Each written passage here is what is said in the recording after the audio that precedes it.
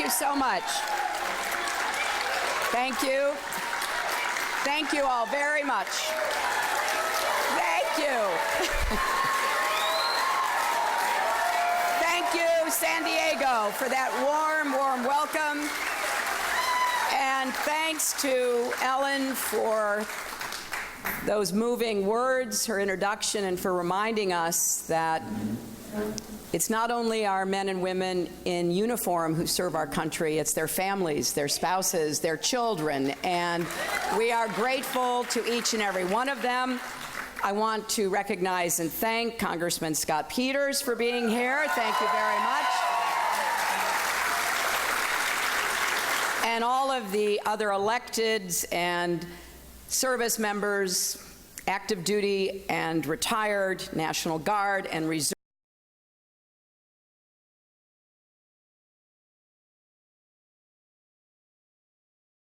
A day that means a great deal to San Diego, home of so many active duty and former military and their families. We honor the sacrifice of those who died for our country in many ways, by living our values, by making this a stronger and fairer nation, and by carrying out a smart and principled foreign policy. That's what I want to speak about today, the challenges we face in protecting our country and the choice at stake in this election. It's a choice between a fearful America that's less secure and less engaged with the world, and a strong, confident America that leads to keep our country safe and our economy growing.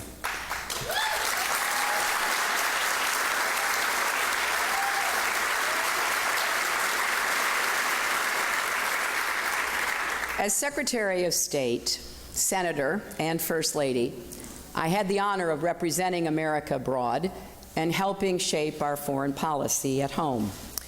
As a candidate for president, there's nothing I take more seriously than our national security.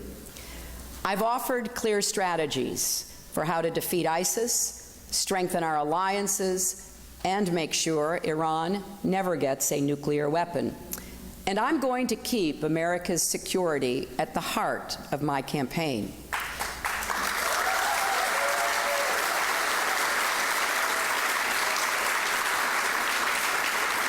Because as you know so well, Americans aren't just electing a president in November. We're choosing our next commander-in-chief, the person we count on to decide questions of war and peace, life and death. And like many across our country and around the world, I believe the person the Republicans have nominated for president cannot do the job.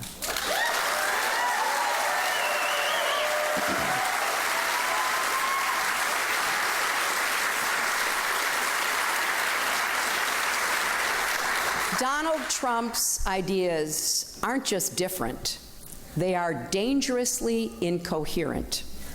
They're not even really ideas, just a series of bizarre rants, personal feuds, and outright lies.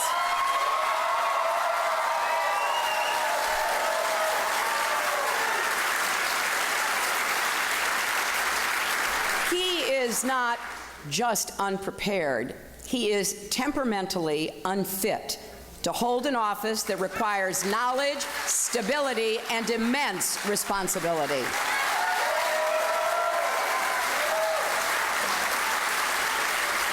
This is not someone who should ever have the nuclear codes, because it's not hard to imagine Donald Trump leading us into a war just because somebody got under his very thin skin.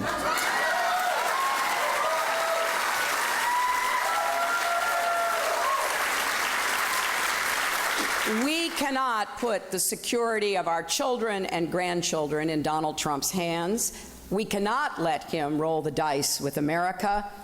This is a man who said that more countries should have nuclear weapons, including Saudi Arabia. This is someone who has threatened to abandon our allies in NATO, the countries that work with us to root out terrorists abroad before they strike us at home. He believes we can treat the U.S. economy like one of his casinos and default on our debts to the rest of the world, which would cause an economic catastrophe far worse than anything we experienced in 2008.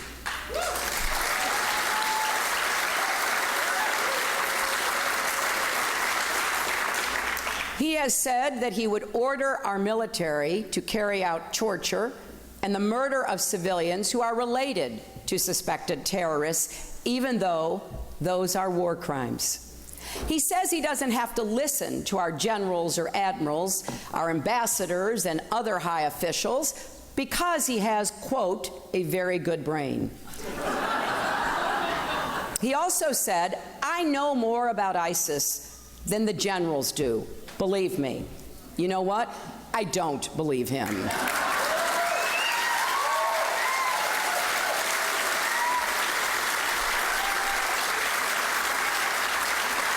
He says climate change is a hoax invented by the Chinese. And he has the gall to say that prisoners of war like John McCain aren't heroes. Exactly. He praises dictators like Vladimir Putin and picks fights with our friends, including the British Prime Minister, the Mayor of London, the German Chancellor, the President of Mexico, and the Pope.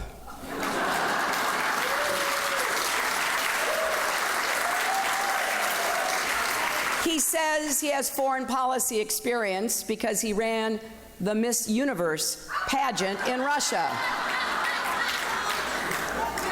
And to top it off, he believes America is weak, an embarrassment. He called our military a disaster. He said we are, and I quote, a third world country. And he's been saying things like that for decades. Those are the words, my friends, of someone who doesn't understand America or the world. And they're the words of someone who would lead us in the wrong direction. Because if you really believe America is weak, with our military, our values, our capabilities that no other country comes close to matching, then you don't know America.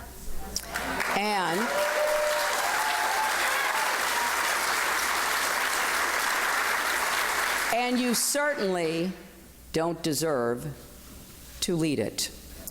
That's why, even if I weren't in this race, I'd be doing everything I could to make sure Donald Trump never becomes president, because I believe he will take our country down a truly dangerous path.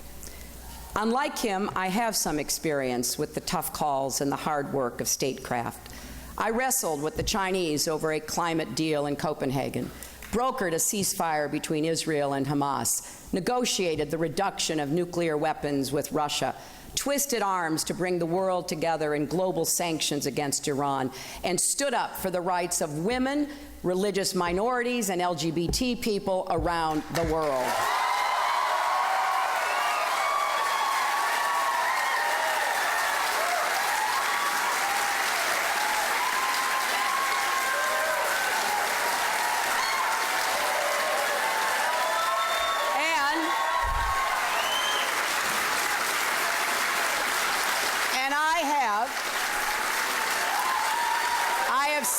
In the Situation Room and advised the president on some of the toughest choices he faced.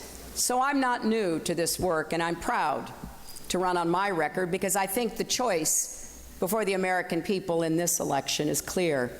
I believe in strong alliances, clarity in dealing with our rivals, and a rock-solid commitment to the values that have always made America great.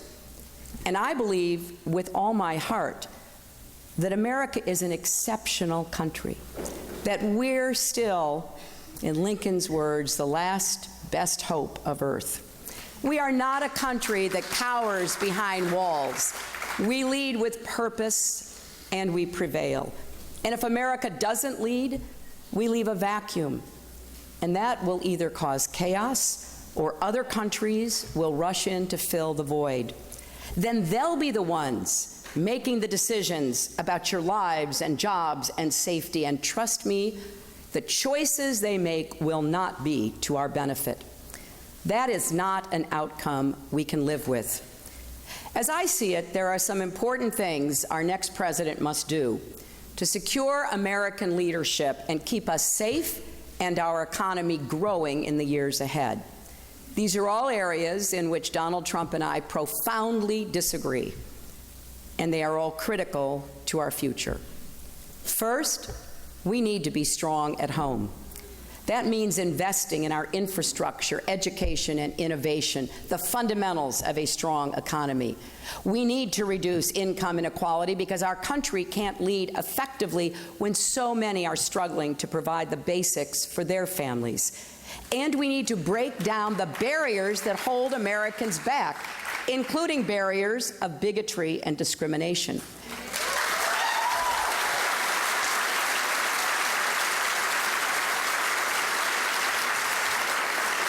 Compare that with what Trump wants to do. His economic plans would add more than $30 trillion, that's trillion with a T, $30 trillion to our national debt over the next 20 years. He has no ideas on education, no ideas on innovation. He has a lot of ideas about who to blame, but no clue about what to do. None of what Donald Trump is offering will make America stronger at home, and that would make us weaker in the world. Second, we need to stick with our allies. America's network of allies is part of what makes us exceptional, and our allies deliver for us every day.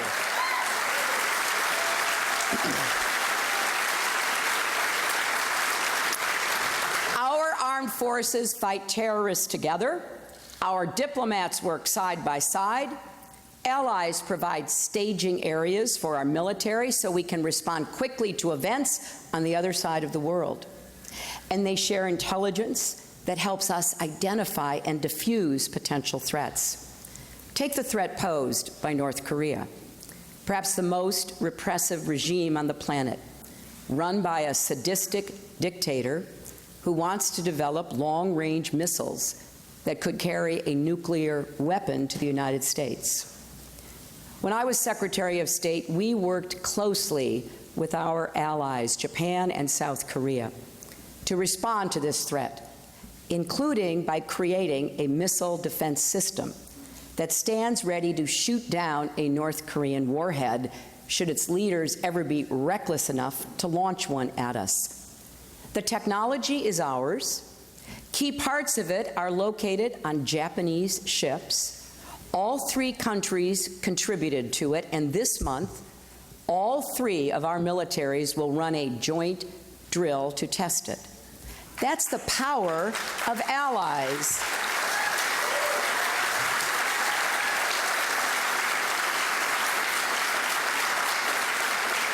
And it's also the legacy of American troops who fought and died to secure those bonds because they knew we were safer with friends and partners. Now, Moscow and Beijing are deeply envious of our alliances around the world because they have nothing to match them.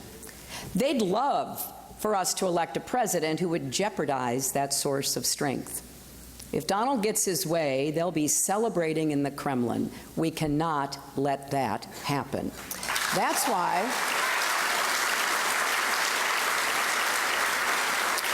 it is no small passing thing when he talks about leaving NATO or says he'll stay neutral on Israel's security. It's no small thing when he calls Mexican immigrants rapists and murderers. We're lucky to have two friendly neighbors on our land borders.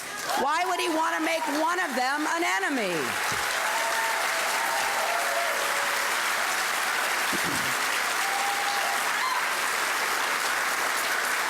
And it's no small thing when he suggests that America should withdraw our military support for Japan, encourage them to get nuclear weapons. And he said this about a war between Japan and North Korea, and I quote, "If they do, they do. Good luck. Enjoy yourself, folks." I wonder if he even realizes he's talking about nuclear war. Yes, our friends need to contribute their fair share. I made that point long before Donald Trump came onto the scene, and a number of them have increased their defense spending. The real debate here is whether we keep those alliances strong or cut them off. What he says would weaken our country. Third, we need to embrace all the tools of American power, especially diplomacy and development, to be on the front lines solving problems before they threaten us at home. Diplomacy is often the only way to avoid a conflict that could end up exacting a much greater cost. It takes patience, persistence, and an eye on the long game, but it's worth it. Take the nuclear agreement with Iran. When President Obama took office, Iran was racing toward a nuclear bomb. Some called for military action, but that could have ignited a broader war that could have mired our troops in another Middle Eastern conflict. President Obama chose a different path, and I got to work leading the effort to impose crippling sanctions. We brought Iran to the table, we began talks, and eventually we reached an agreement that should block every path for Iran to get a nuclear weapon.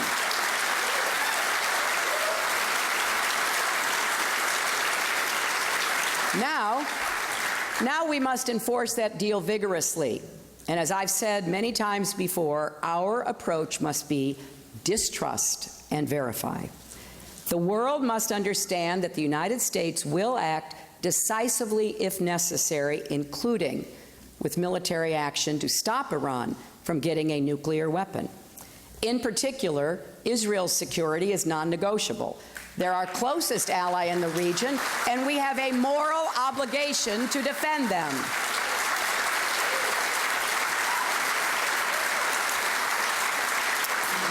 But there is no question that the world and the United States, we are safer now than we were before this agreement. And we accomplished it without firing a single shot, dropping a single bomb, or putting a single American soldier in harm's way. Now,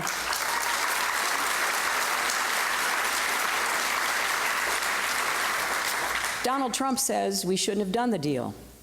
We should have walked away. But that would have meant no more global sanctions and Iran resuming their nuclear program and the world blaming us. So then what? War? Telling the world, good luck, you deal with Iran? Of course, Trump doesn't have answers to those questions. Donald Trump doesn't know the first thing about Iran or its nuclear program. Ask him. It'll become very clear very quickly.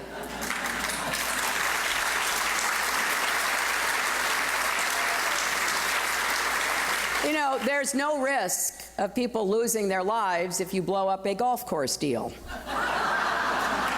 But it doesn't work like that in world affairs. Just like being interviewed on the same episode of 60 Minutes as Putin was, is not the same thing as actually dealing with Putin. So the stakes in global statecraft are infinitely higher and more complex than in the world of luxury hotels. We all know the tools Donald Trump brings to the table: bragging, mocking, composing nasty tweets. I'm willing to bet he's writing a few right now.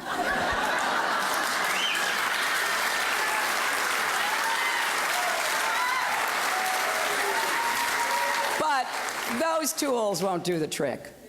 Rather than solving global crises, he would create new ones. He has no sense of what it takes to deal with multiple countries with competing interests and reaching a solution that everyone can get behind. In fact, he is downright contemptuous of that work. And that means he's much more likely to end up leading us into conflict. Fourth, we need to be firm but wise with our rivals. Countries like Russia and China often work against us. Beijing dumps cheap steel in our markets. That hurts American workers. Moscow has taken aggressive military action in Ukraine, right on NATO's doorstep. Now, I've gone toe-to-toe with Russia and China and many other different leaders around the world. So I know we have to be able to both stand our ground when we must and find common ground when we can. That's how I could work with Russia to conclude the New START treaty to reduce nuclear stockpiles, and with China to increase pressure on North Korea. It's how our diplomats negotiated the landmark agreement on climate change, which Trump now wants to rip up.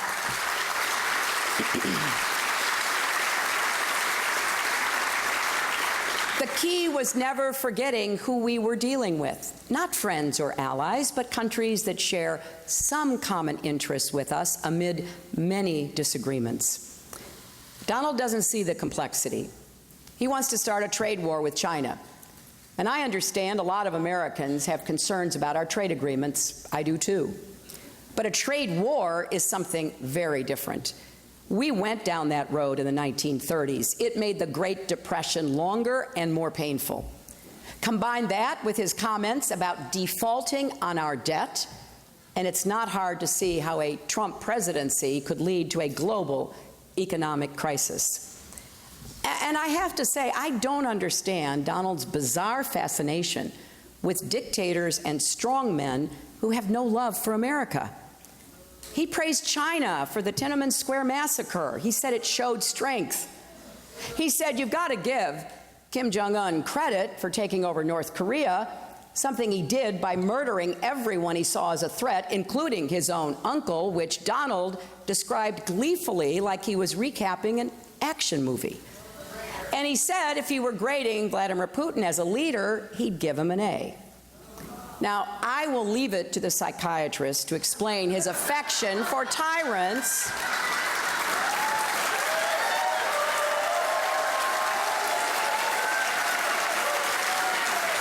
I just wonder how anyone could be so wrong about who America's real friends are. Because it matters. If you don't know exactly who you're dealing with, men like Putin will eat your lunch. Now, fifth, we need a real plan for confronting terrorists.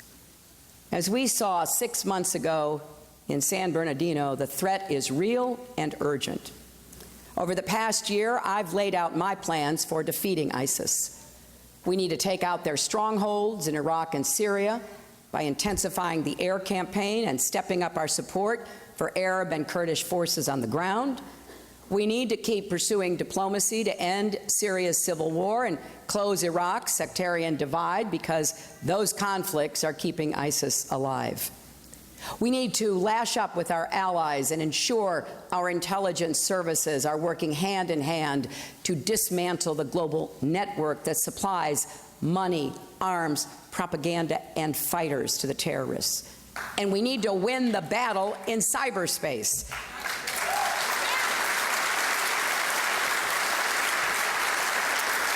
And of course, we need to strengthen our defenses here at home.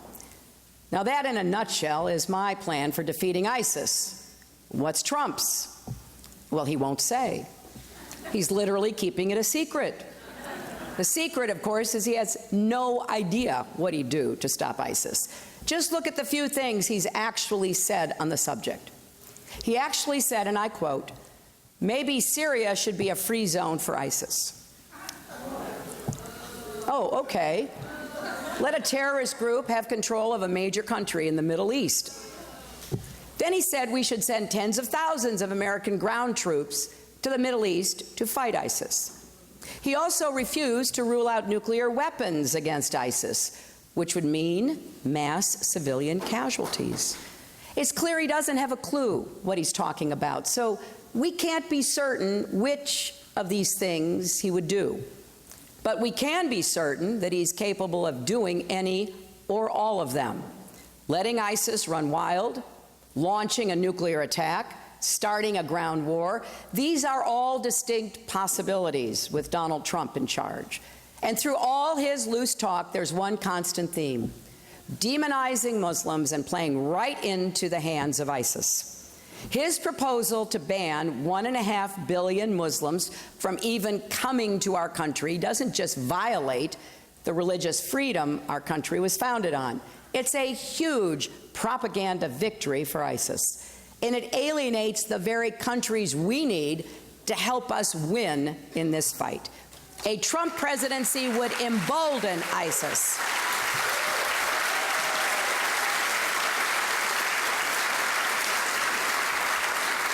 We cannot take that risk. This isn't reality television. This is actual reality.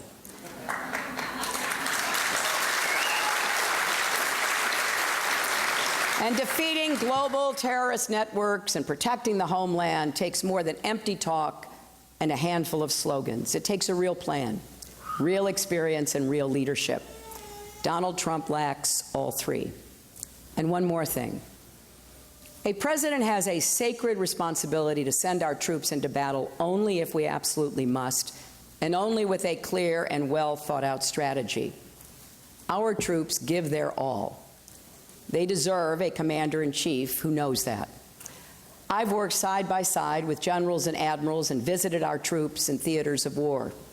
I've fought for better health care for National Guard, better services for our veterans, more support for our Gold Star families. We cannot put the lives of our young men and women in uniform in Donald Trump's hands. Now, sixth, we need to stay true to our values. Trump says over and over again, the world is laughing at us. He's been saying this for decades. He didn't just start this year.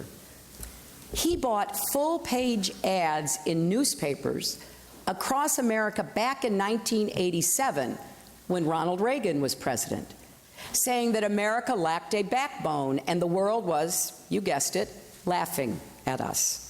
He was wrong then, and he's wrong now.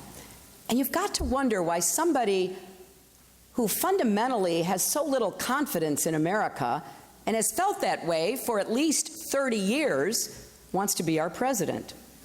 The truth is, there's not a country in the world that can rival us. It's not just that we have the greatest military or that our economy is larger, more durable, more entrepreneurial than any in the world. It's also that Americans work harder, dream bigger, and we never, ever stop trying to make our country and the world a better place.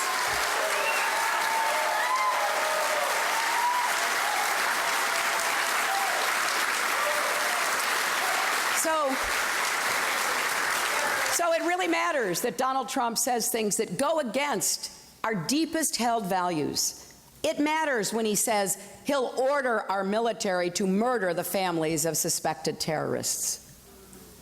During the raid to kill bin Laden, when every second counted, our SEALs took the time to move the women and children in the compound to safety. Donald Trump may not get it, but that's what honor looks like.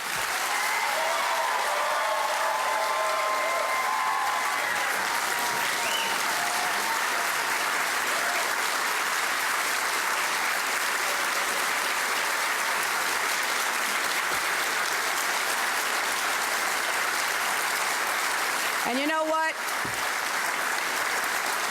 It also matters when he makes fun of people with disabilities, calls women pigs, proposes banning an entire religion from our country, or plays coy with white supremacists. America stands up to countries that treat women like animals or people of different races, religions, or ethnicities as less human.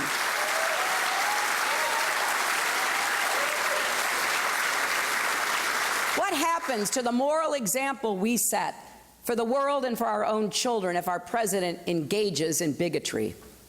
And by the way, Mr. Trump, every time you insult American Muslims or Mexican immigrants, remember that plenty of Muslims and immigrants serve and fight in our armed forces.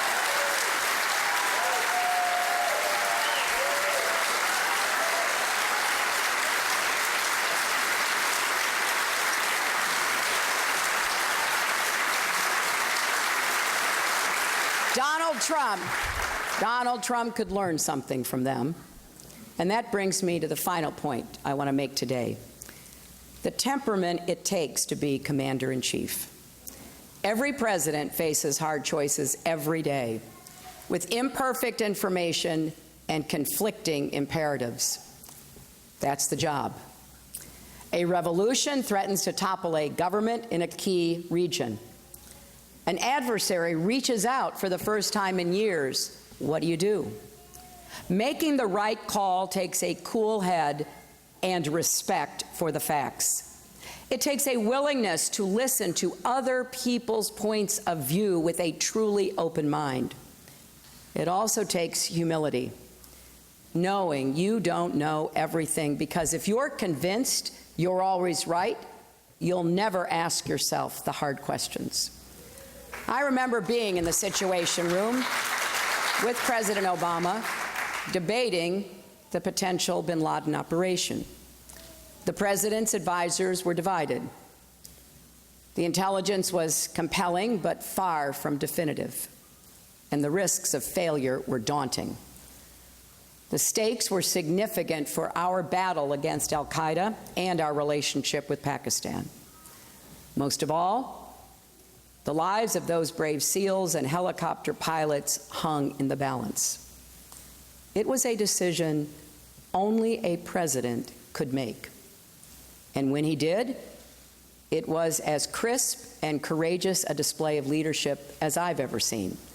Now imagine Donald Trump sitting in the Situation Room, making life or death decisions on behalf of the United States. Imagine him deciding whether to send your spouses or children into battle. Imagine if he had not just his Twitter account at his disposal when he's angry, but America's entire arsenal. Do we want him making those calls? Someone thin-skinned and quick to anger who lashes out at the smallest criticism. Do we want his finger anywhere near the button? Well, I have a lot of faith that the American people will make the right decision. This is a country with a deep reservoir of common sense and national pride, and we're all counting on that.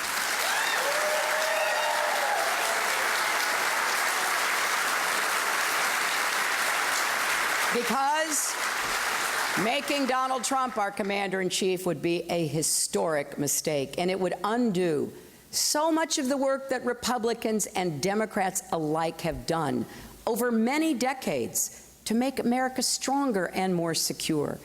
It would set back our standing in the world more than anything in recent memory, and it would fuel an ugly narrative about who we are, that we're fearful, not confident, that we want to let others determine our future for us instead of shaping our own destiny. That's not the America I know and love. So yes, we have a lot of work to do to keep our country secure, and we need to do better by American families and American workers, and we will. But don't let anyone tell you that America isn't great. Donald Trump's got America all wrong. We are a big-hearted, fair-minded country. There is no challenge we can't meet, no goal we can't achieve when we each do our part and come together as one nation. Every lesson from our history teaches us that we are stronger together. We remember that every Memorial Day. And this election is a choice between two very different visions of America. One that's angry, afraid, and based on the idea that America is fundamentally weak and in decline. The other is hopeful, generous, and confident in the knowledge that America is great, just like we always have been. So, let's resolve that we can be greater still. That is what I believe in my heart. I went to 112 countries as your Secretary of State, and I never lost my sense of pride and wonder at seeing that blue and white plane lit up on some far-off runway with the United States of America emblazoned on the side. That plane, those words, our country, represents something special, not just to us, but the world. It represents freedom, hope, and opportunity. I love this country, and I know you do too. It's been an honor and a privilege to serve America, and I'm going to do everything I can to protect our nation and make sure we never lose sight of how strong we really are. Thank you all very much.